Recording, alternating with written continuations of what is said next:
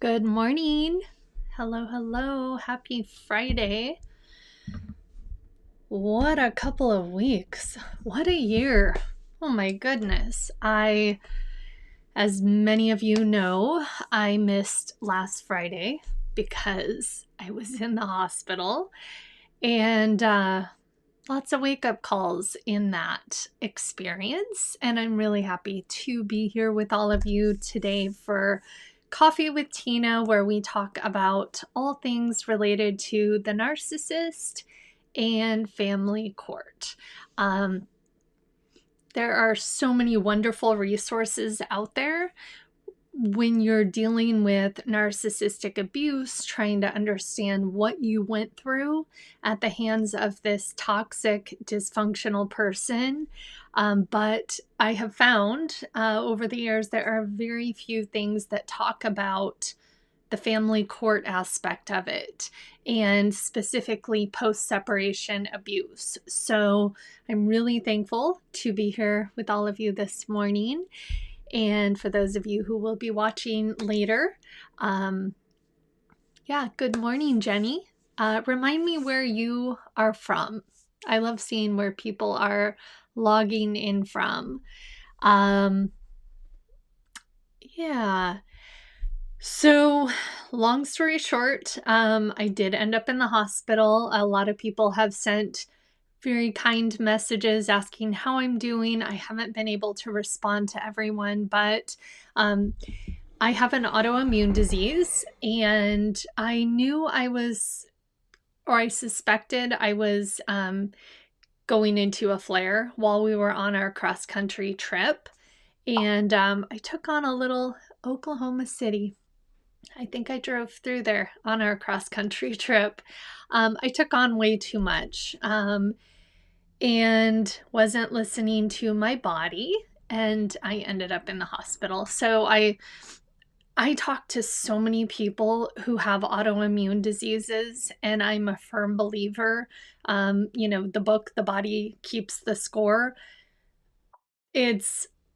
I'll be Liz from Pennsylvania. I'll be brutally honest, I still haven't made it through the book because it's heavy and very, very eye-opening. Michigan. I wish I could have stopped everywhere along the way, but we had our route planned out. But, I talked to so many people who, whether they have a diagnosis of anxiety or PTSD, or, I talked to women who have cancer, who have autoimmune diseases. I was diagnosed with an autoimmune disease about 4 years into my relationship with the narcissist. And the roller coaster was in full swing by that point. And I do believe that the toxic relationship and a pattern of toxic relationships in my life contributed to that. But yeah, I talked to so many others who are going through the same thing, the health issues related to the stress, the toxic environment that we're all in. Here's someone else from Pennsylvania. Sheila is from Pennsylvania as well. Wow, we have a full house from Pennsylvania today. Also a divorce coach. Thank you for sharing my work with others.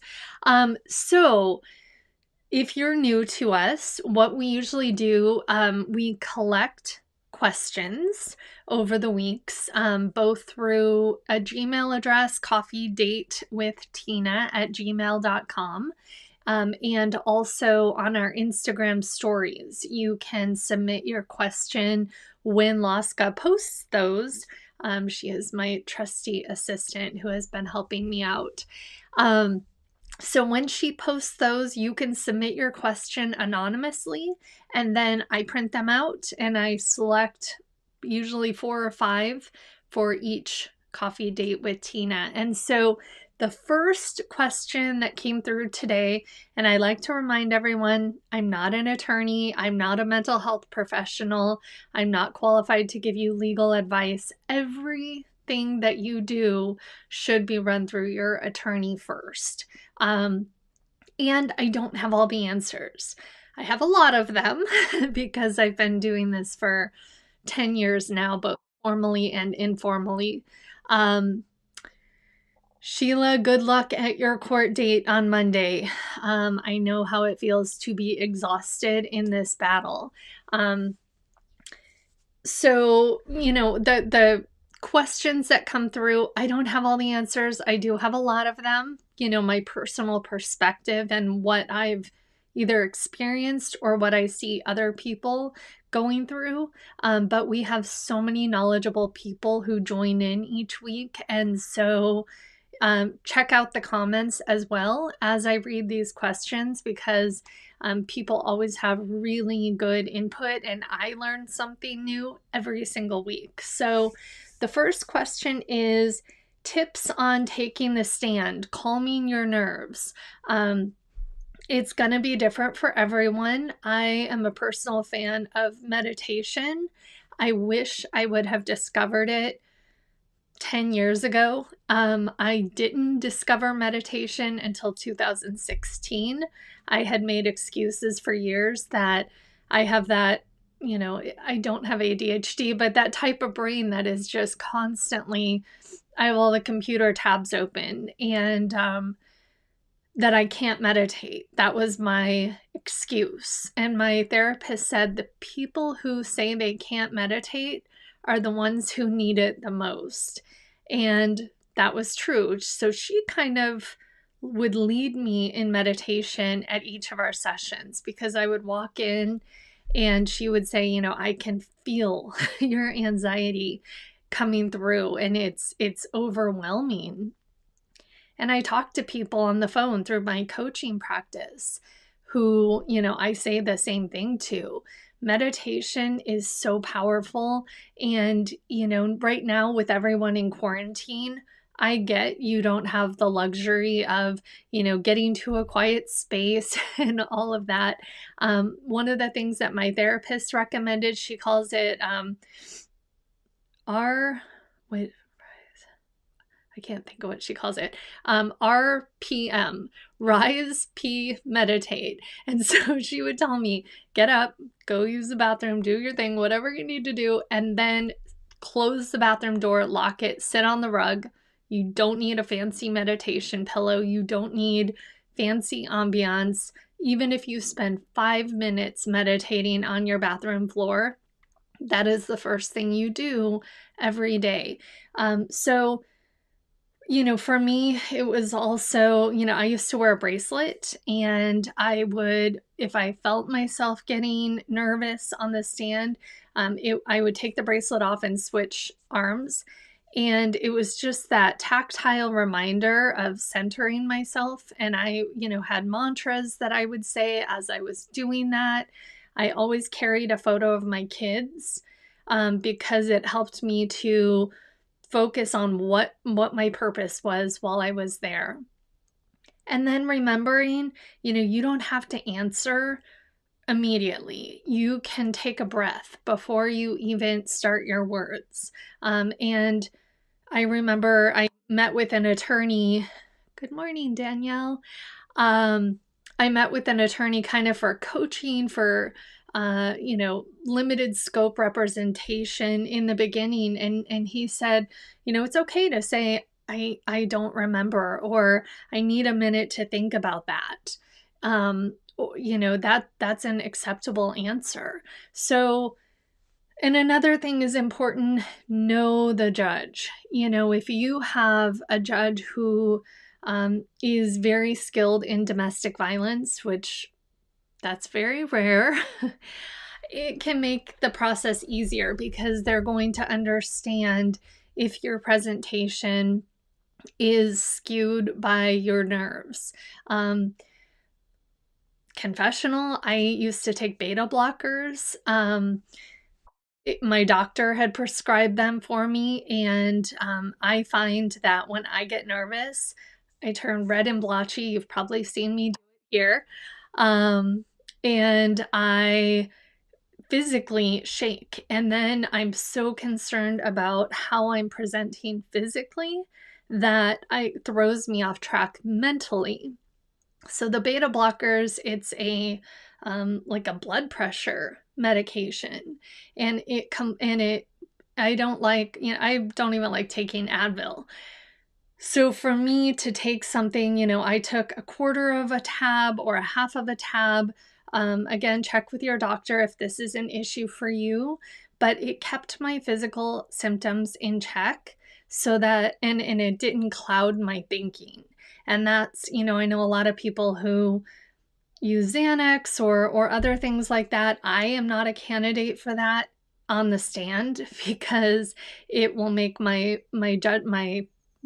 cognitive thinking impaired, and I cannot, we cannot afford to have that happen. So for me, beta blockers during the really, really tough court dates can be very helpful. Let's see. Sheila says, I used to play my power music on the way to court. That's a fantastic one. One Moment in Time by Whitney Houston. That's fantastic. So yeah, anything that gets you in the right mindset, it's going to be different for each of us, but figure out what calms you. I've done the meditation apps are fantastic. The Calm app has like an emergency meditation. You can do 5 minutes, take your ear pods with you, do it in the bathroom of the courthouse. To kind of get yourself centered on a break or whatnot. So anybody else have any input, things that work for them, feel free to put it in the comments. We would love to hear what works for you when you are on the stand. Next question, advice on proving post-separation abuse in court. That's a big one. See my unicorn cup? So for those of you who don't know, I don't know if I have one here, the post-separation abuse wheel, if you aren't familiar with it, you can go to the One Mom's Battle website and download that. But it pretty much will describe your life if you're not familiar with it. And I get a lot of emails from people when they discover the post-separation abuse wheel. I just had one last week. A therapist in Iowa gave the post-separation abuse wheel to her client. And this client emailed me and said, I couldn't even articulate my life, but you did it for me. And thank you, because, if anything, it was validation. And I find that is, the post-separation abuse wheel, proving that in court, it depends on so many factors. Again, your judge, if your judge cares about domestic violence. One of the things that I have seen helpful, we have the Educate Your Judge packets. And Autumn says, going back to the other question, I have a rock that I hold in my hand. My therapist gave it to me. That's fantastic too. But so we do the Educate Your Judge packet, and it will be, on the front cover of the actual folder is the post-separation abuse wheel in black and white. We're not necessarily trying to educate the judge on narcissism as much as we used to be. Now we are more focused on the post-separation abuse wheel because it doesn't require a diagnosis. It's toxic people in general. There is a lot of information in the packets about narcissism and how that plays into family court, but it's not our focus. And so one area that I've seen people be successful is sending that packet at least a full month in advance, and then taking the information from our educational packets, and you can download most of the pieces from our website. If you go to www.educateyourjudge.com, you can see pretty much everything we include in those packets. And so then people have taken some of the language, some of the verbiage, and weaved it into their declarations. Their attorneys have used it to, and attorneys don't really seem to understand our packets, and so they'll caution you against sending them. It's that's a whole nother episode, but they are anonymous. And if you have concerns about your financials being subpoenaed, have a friend do it, have a family member do it, where it's not traced to you in any way. But I have seen people successful in weaving the same verbiage into where the judge is able to connect the dots and go, wait a minute, I just read about something about this, and light bulb moments go off. And so we've had testimonials from people, and I'm going to, brutal honesty. I just had one yesterday where somebody sent me a message and said, what happened? I sent this package. My judge didn't get it. He didn't protect my daughter. And I am very transparent on this. There will be judges that we can reach and are open to education, or maybe we just catch them on a good day and they read through everything. And then there are going to be ones that, because of their own narcissism, because of corruption, a variety of reasons, it's not, we could run a billboard in their front yard with live stream music on loop, educating them subliminally on post-separation abuse, and it's not going to matter. So, there is no proof that, or there is no, we can't guarantee, but we have seen enough positive results that I know it's working. And I know there are judges who are open to learning. And so if, let's see, somebody just typed in, never diagnose someone. Absolutely not. I have never once used that word in my entire custody battle. That is not why we talk about narcissism here. We talk about it here and in these support forums because it helps you to understand strategy-wise to navigate what you're up against. But I wouldn't, just like the word alienation, and I'm not going to go off on that today, but even if somebody believes in that, which I don't, I would never recommend someone walk into court and try to prove that. Just like I would never tell you to go try to convince somebody, even your own attorney, that your ex is a narcissist. It doesn't matter. Even if you had a solid diagnosis, which is really, really hard to get, they don't care. There's no research out there that shows how this person is destructive to a child or a co-parenting relationship. And so I agree with you 100%. I would never use that terminology anywhere in my case. So, the post-separation abuse, use our wheel, see which categories are applicable to your case, and then look at what proof you have. I was just recently on a Zoom call with a judge, and the judge, she works in domestic violence, and that's her specialty. And it was a fantastic conversation. But one of the things she, reminded all of us is it's not, what you know, it's what you can prove. And so we can know that these people are toxic, that they're horrible, but you have to keep in mind, the judge doesn't know either of you. For all they know, you could be a pathological liar. You could be the narcissist. And so we have to keep that in mind. We know who this person is. We've had these light bulb moments. We are so eager to convince other people and to protect our kids that, sometimes logic goes right out the window.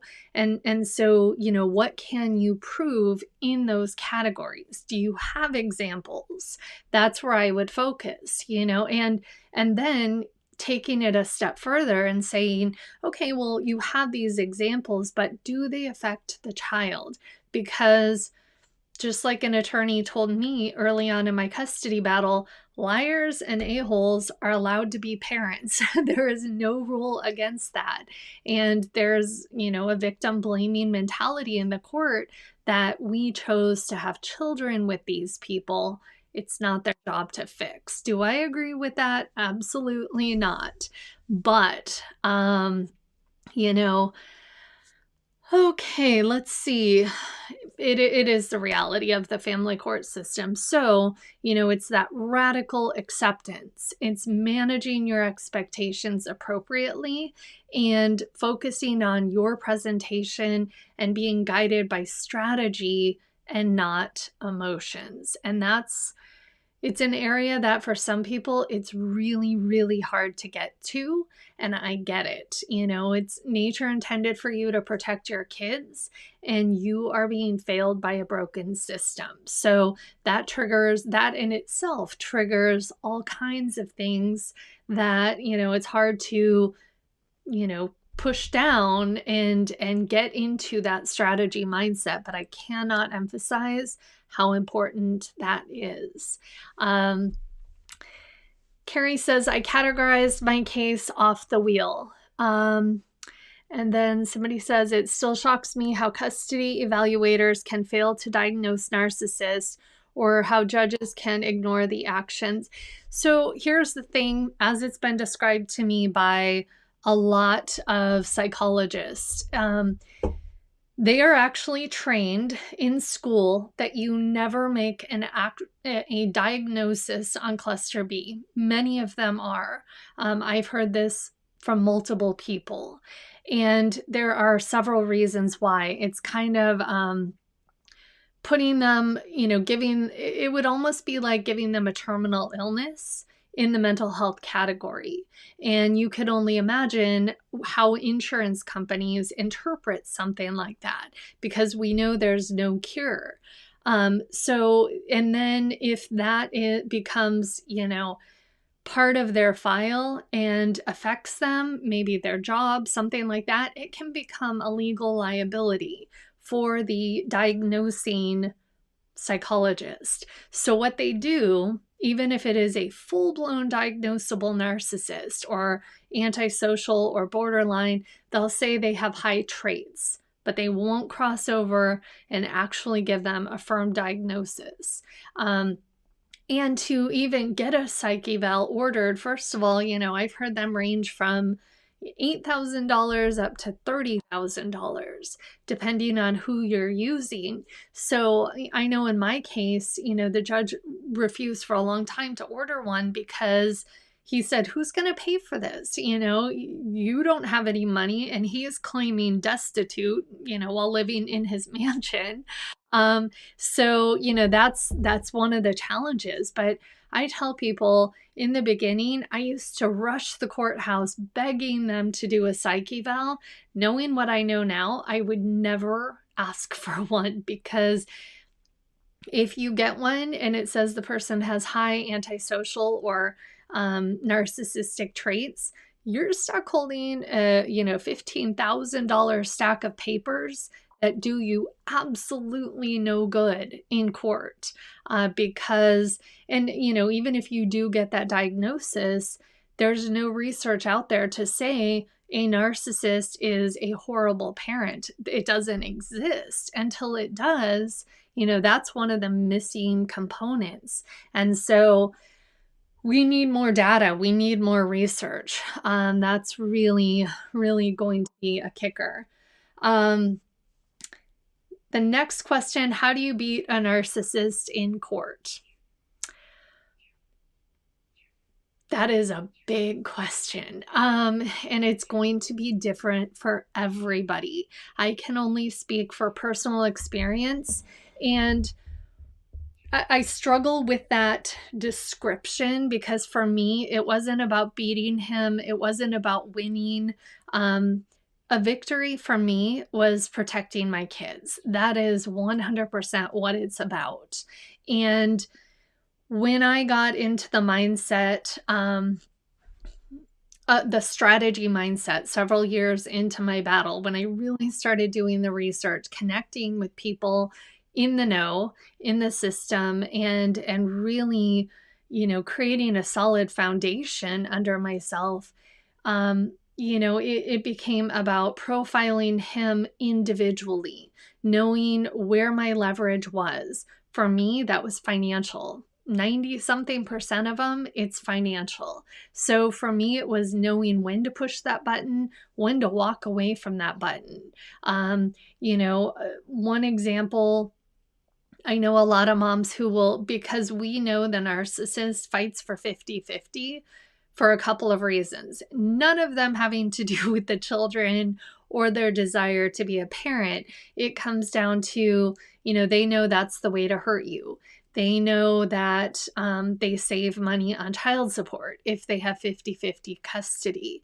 It gives them a badge of honor, almost like a Boy Scout, Girl Scout badge, where they can tell people, I have 50-50 custody. And then what that person, the filter is, that must be a good person because the courts gave this person 50-50. So I know a lot of moms or parents who will say, you know what, let's just make child support a moot point. We have 80-20 custody. Let's set child support at 50-50 just to take that off the table as an issue. Good faith effort, gesture, whatever it is, let's leave that there. And I know for my ex-husband, one of my early indicators that finances were my leverage. The first custody evaluation we went through, she created somewhat of a step-up plan. And it was over a total of 3 or 6 months. He could do parenting classes, he could do X, Y, and Z, and build up to more overnight visits. And in that moment, I said, you know what, I don't want to keep going back to court. Let's just set child support at what it will be at that end zone, that 3 to 6 months out, and make it a moot point. Guess what? He didn't do the parenting classes ever. And I knew that was what it was about for him, was the child support calculation. So he showed his cards, and that was kind of the direction that I went. So you have to, the answer to that is going to be different for each and every person. And it's a loaded question. And if I had an answer to just deliver, I'd close up shop and give you all the answer and go on my way. But it's not easy to answer here or anywhere. It's just it's such a complex topic. So the last question is, he sends emails with lots of reasons and excuses about why he can't pay his portion of the child's medical expenses. Big topic right now, a lot of it having to do with COVID. I wrote a blog last night on the One Mom's Battle website about COVID, and one area of that had to do with the financials. What do we know about narcissists? They have victim cards and they have image cards. They have hero cards. We know what hand of cards they're holding. A big one of those is the victim card. They play that one. It's a really strong card. Right now, the court is stamping their cards or handing them extra victim cards because all anyone has to do is go into court and say that, because of the pandemic, they have been financially devastated. That in itself gives them a new card, and it's working. I've seen people who fly in on their private jets to go pick up their kids and haven't paid child support for 6 months. And the courts are buying into all of this. So, that right now, it's an even bigger topic than it normally is. And finances and the narcissist have always been a huge topic. It is their biggest button. For me, about 3 years into my battle, I walked away from collecting all of the medical the co-pays, the extra medical expenses, the kids' activities. It wasn't worth my mental energy, and he wasn't paying it anyway. That doesn't mean I didn't need that money. I really, really needed that money. I was in survival mode financially, but I knew the toll it was taking. So what I would do, I would keep calculating it. I would send it to him at the end of every month with zero expectations. That is such a huge topic when you're dealing with a narcissist, is managing your expectations. And I've shared Janelle's analogy. Uh, she logs in often, but you wouldn't go into a hardware store looking for an avocado. If you do, you're setting yourself up for disappointment. That's on you. And so for me, it was sending him the totals at the end of the month with running, calculations of what was past due with zero expectations that he would pay for it. And that was my mentality with child support as well, after I started becoming self-sufficient a few years down the line.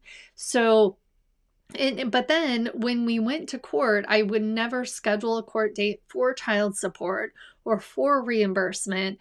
But when we did have a court date on calendar, I would put all of those things, including all of my monthly email communications to him, in writing into the court.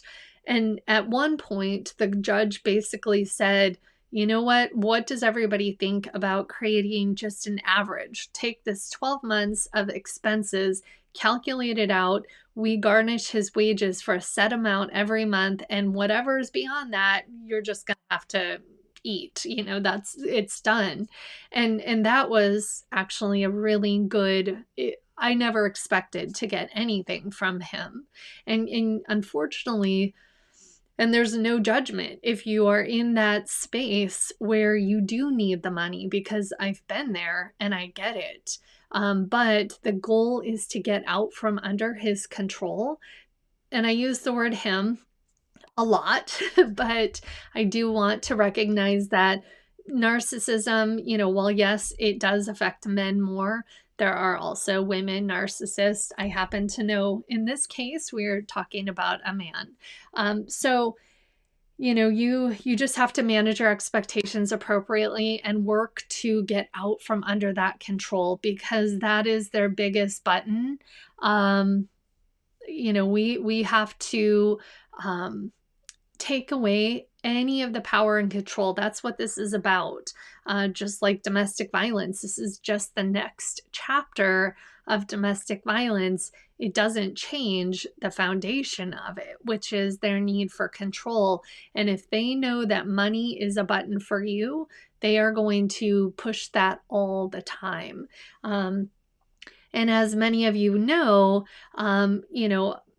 using the finances as leverage was the way I ended up protecting my kids, because they get to a point where there's a dollar value on that for them. And in my case, it was $100,000 in arrears, where it had finally caught up with him. It was finally affecting him. It affected his passport. And I was able to say, hey, I will release you of this debt 100%, walk away, let me have the kids. And so, it was a price tag for my ex, and I knew we would eventually get to that point. And that was kind of my strategy all along was, and I am a huge fan of two parents. I was raised by my dad, so this is not, how to beat dad and get him out of the picture. In my situation, my ex-husband was not safe for my children. Our final judgment was emotional, psychological, and physical abuse cited as the judge's reasoning for completely taking him out of the picture. So I like to share that because I'm going to save you the hate mail because I've been getting a lot of it lately. All right, let me see some of the comments. Expose the behavior, not the diagnosis. Absolutely. Patterns of behavior are where your focus should be. And then realistic, do these patterns of behavior matter to the court? Because their threshold of what's acceptable is so much different than ours. And you have to, I've been able to see things through the perspective of the judge, of the court system, where their lens, what they're seeing every day can be horrific abuse. And so their scale of what's important and what is abuse becomes very skewed. And, is that fair? No, but that's where radical acceptance comes into play so that you can adjust your strategy sales and operate accordingly. So all of those things factor in.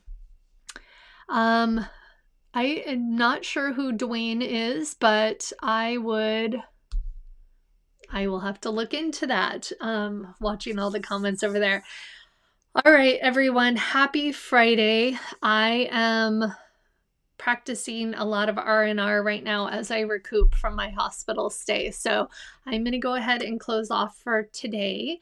Oh, I know. One thing I was going to mention, now through Sunday, all of my online courses are 15% off. So you can just go to the One Mom's Battle website and click the online course area, and it automatically calculates it for you. So that was something you will want to take advantage of if you have been wanting to do any of my courses.